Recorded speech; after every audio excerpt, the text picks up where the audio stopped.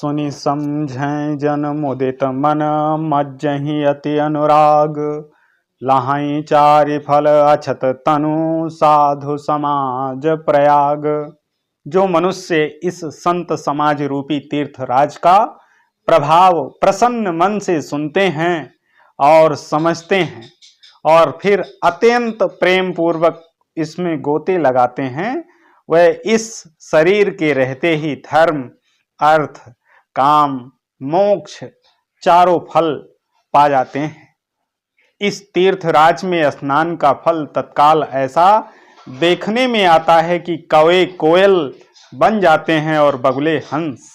यह सुनकर कोई आश्चर्य न करे, क्योंकि सत्संग की महिमा छिपी नहीं है। वाल्मीक नारद घट जोनी निज निज मुखनी कहाई निज होनी। जलचर थलचर नभचर नाना जे जड़ चेतन जीवो जहाना। वाल्मीकि जी, नारद जी और अगस्त्य जी ने अपने अपने मुखों से अपनी होनी जीवन का वृत्तांत कही है।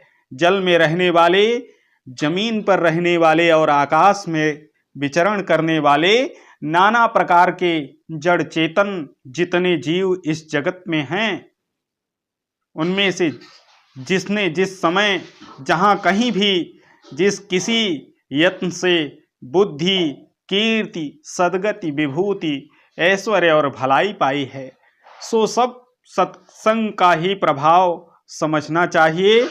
वेदों में और लोक में इनकी प्राप्ति का दूसरा कोई उपाय नहीं है। बिनु सत्संग विवेक न होई, राम कृपा बिनु सुलभ न सोई। सत्संगत मुद मंगल मूला, स्वई फल सिद्धि सब साधन फूला।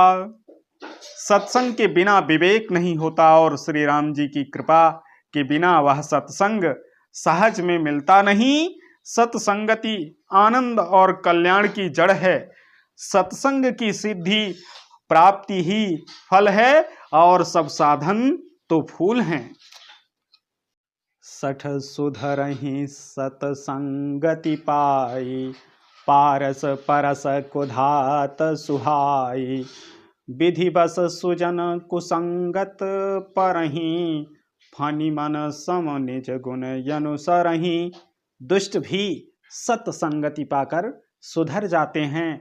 जैसे पारस के स्पर्श से लोहा सुहावना हो जाता है, सुंदर सोना बन जाता है, किंतु दैव योग से यदि कभी सज्जन कुसंगति में पड़ जाते हैं तो वह वहां भी सांप की मणि के समान अपने गुणों का ही अनुसरण करते हैं। अर्थात जिस प्रकार सांप का संसर्ग पाकर भी मणि उसके विष को ग्रहण नहीं करती तथा अपने सहज गुण प्रकाश को नहीं छोड़ती, उसी प्रकार साधु पुरुष दुष्टों के संग में रहकर भी दूसरों को प्रकाश ही देते हैं। दुष्टों का उन पर कोई प्रभाव नहीं पड़ता। ब्रह्मा, विष्णु, शिव, कवि और पंडितों की वाणी भी संत महिमा का वर्णन करने में सकुचाती है। वह मुझसे किस प्रकार नहीं कही जाती है। जैसे साग तरकारी बेचने वाले से मड़ियों के गुण समूह नहीं कहे जा सकते हैं। मैं संतों को प्रणाम करता हूँ जिनके चित्त में समता है, जिनका ना कोई मित्र है और न शत्रु। जैसे अंजलि में रखे हुए सुंदर फूल, जिस हाथ ने फूलों को तोड़ा और जिसने उनको रखा, उन दोनों को ही हाथों को समान रूप से सुगंधित करते हैं, वैसे ही संत शत्रु और मित्र दोनों का ही समान रूप से कल्याण करते हैं। संत सरल हृदय और जगत के हितकारी होते हैं।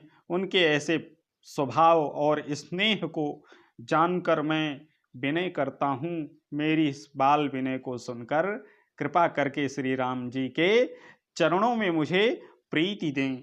नमो राघवाय, नमो राघवाय। आज की कथा का यहीं पर विश्राम। जय बालाजी हनुमान जी महाराज। नमो राघवाय, नमो राघवाय, नमो राघवाय।